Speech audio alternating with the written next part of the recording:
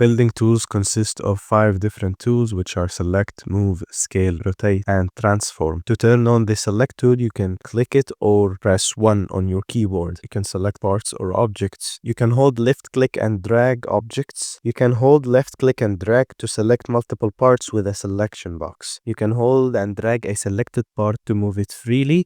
It will snap and align to the surfaces underneath it while you change its position. The select tool is great for, quick repositioning and selecting grouped objects. If you hold and drag an object, a menu on the bottom right will appear, which has different stuff such as tilt towards the camera, which tilts the object or the model towards the camera. You have rotate around normal. The normal is where you hold the model. So right now I can hold it from here, and it will rotate like this. If I hold it from here, it will rotate around that point.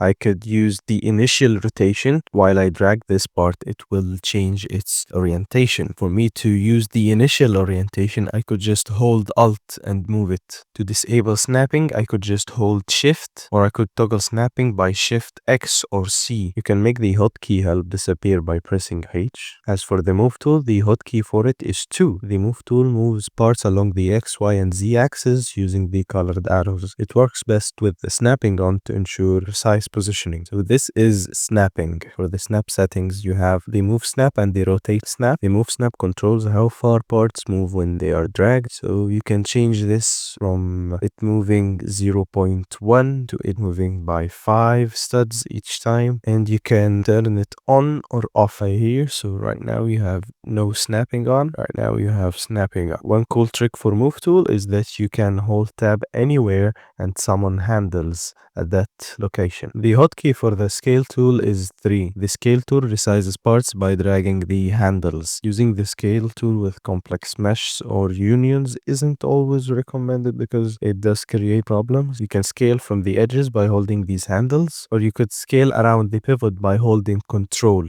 You can scale something uniformly by holding Alt while scaling it, and you can hold Tab to summon the handles anywhere. So for precise rotation, we will use the Rotate tool, which the hotkey for it is number 4. You can change the snapping to whatever degrees you want it to be. It can be 0.5 degrees where it's smooth. You can make it 25 degrees where it's more strict. And you could completely disable snapping by unticking this box. For me personally, I keep the move snap to 0.1 and the rotate snap to 0.5 degrees. The transform tool, which has the hotkey of number 5, combines the move, rotate, and scale tool into one tool. When you click a part, it will show the transformation handles all at once. It's useful if you want everything available together, but I do not recommend it because you could just use 1, 2, 3, and 4 to quickly cycle between the tools and have more precision. To open the dragger modes panel, you click on geometric modes. Different stuff will pop up. You can change from geometric to physical. Geometric is the default mode, which moves and rotates based on the exact orientation of the part. It's more precise. Physical moves part using physics. It's great for stacking naturally or dropping parts onto uneven surfaces. So if you can see here, if I drag this down, it will move the part under it. If I do this, it will move it.